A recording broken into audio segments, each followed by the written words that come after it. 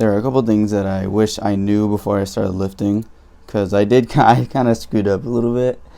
And I'm assuming you're probably like a teenage boy trying to build some muscle. So if so, then watch through the video in full length. I don't recommend trying to skip to any parts of the video, because if you do this one, it's not going to work. If you do this one, it's not going to work. They only work when you do them all together.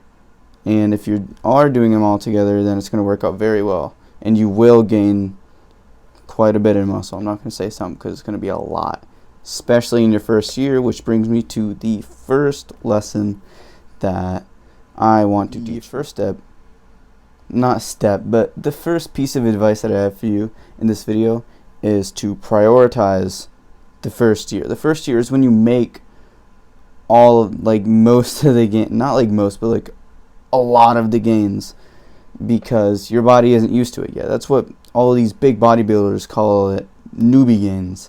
In their first 1, 2, maybe 3 years is really when they put some muscle on.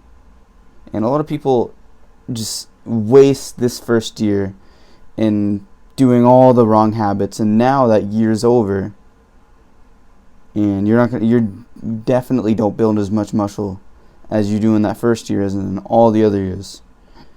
I'm on my second year of working out, and it's definitely not as much as I made in the first year. Although I didn't do all these habits, I still I got more than I can now.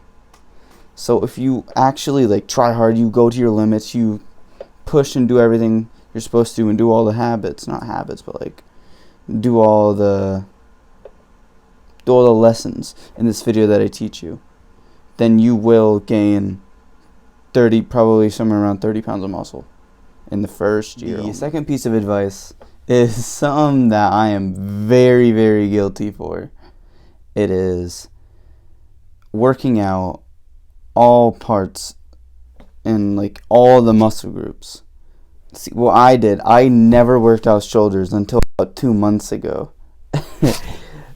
I didn't focus. I didn't even really know about the muscle group. I thought they were just kind of just like shoulders. I was so stupid to think that, because then I got a really goofy build, bro. And I was trying to build back for a V-taper, and I didn't realize that shoulders were such a big role in it too.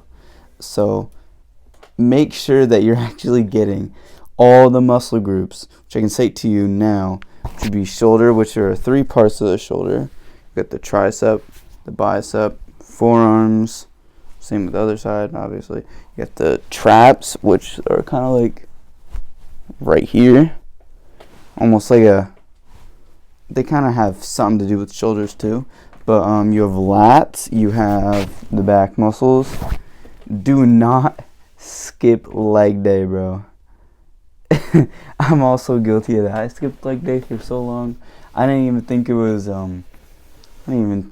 important until I realized that it doubled your testosterone, which was pretty cool. That's the only reason I actually started, by the way. But to make sure that you're getting all those muscle groups, I'm not gonna say make sure again, bro. Goddamn. To ensure that you're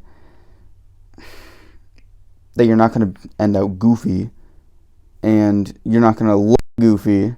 Like if you're going to the beach in shorts, bro, that would have been embarrassing for me a couple months ago. So you gotta make sure that you're all evened out, and that you're not looking like I don't even know what to say, bro. Look at my old pictures, bro. If you don't want to look like that, work out all in the muscle groups.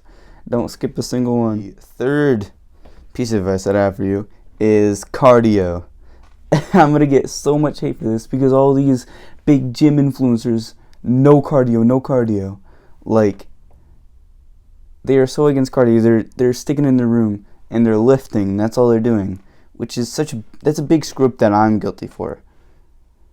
That's what I'm going over, anyways. But cardio, when you skip out cardio, the benefits of cardio are just really good, and it's a perfect opportunity to get more. You will get more gains doing cardio and working out rather than just working out. If you work out probably 10 hours a week, and then you take 2 hours out of those 10 hours. So now you're working out 8 hours. Take 2 hours, place it with cardio. You will get more gains doing that than doing the 10 hours. Because this increases your heart function, your heart rate. It will increase your, I forgot what it's called, whatever the fuck it's called, breathing. You can breathe better. And your fast twitch muscles, which will make you build more muscles. I mean, it's in the name, bro. So cardio, don't skip out on your cardio, bro.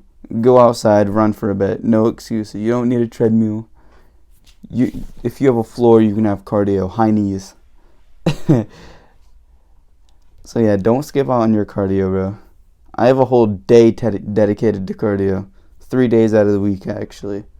So cardio is important. Don't listen to all those big influencers who are saying no cardio, stick in your room and work out, bro. Like, nah, that ain't the way to go. The fourth and most underestimated one, even more underestimated than cardio, has to go to my diet.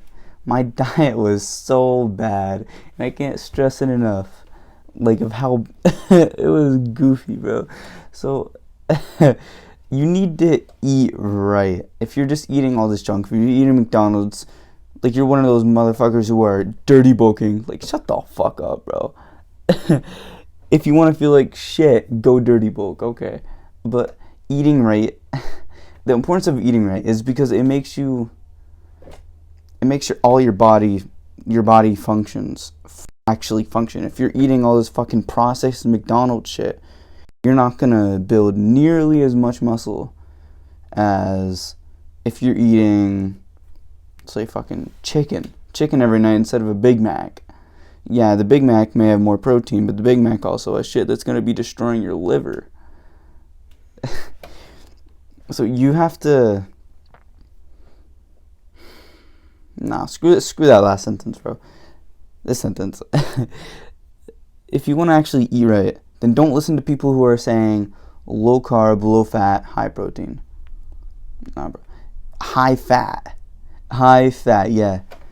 I'm going to get so much fucking shit for this, but I don't care because it works. High fat ensures that you have a lot of energy. And if you have like a low fat diet, low carb diet, which is the, what is it called? Energy macronutrients, fat and carbs. My bad, bro. But if you're not feeding on energy, if you're not eating your carbs and fats, you're just gonna feel like shit all day. And of course, you still have to get all that protein in. I say 1 gram per pound of body weight, but like that's one that's really misunderstood. And you can't have a shit ton of added sugar eating donuts and shit all day. That's not what I mean by carbs. What I mean by carbs is like toast, any natural carbs. A lot of nuts have a lot of carbs. Potatoes are really fucking good for you.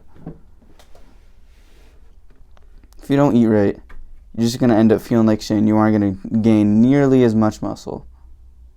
So I'm gonna go into that. The fifth piece of advice that I have for you is to not completely wreck your body when you first go into it. See, a lot of people just start off like 6 days a week, 5 days a week, which is way too much. And why not to do this? Because for 2 reasons. One, you're probably gonna give up. Nobody just keeps going with it when they just start out from at 100. And then 2, you're going to fuck up your body because your body's not even used to working out yet. So it's not going to make any sense. It's going to be like, it's going to fucking die. So that's the fifth piece of advice, is to not just go full out first week, first month, whatever, because probably going to quit. The last piece piece of advice that I have for you is about supplements. So a lot of people shit on supplements, saying that they're bad for you, don't take them, and really they're not bad. I completely comply with supplements. I take supplements myself. I don't see any issue with them as long as they're not like steroids, because you're not gonna get by on steroids. So the supplements that I just take bone growth vitamins and multivitamins. And then last thing is Sasanche Tubuloso, which is just a mood support. So supplements really aren't bad. And creatine I do recommend. Bye.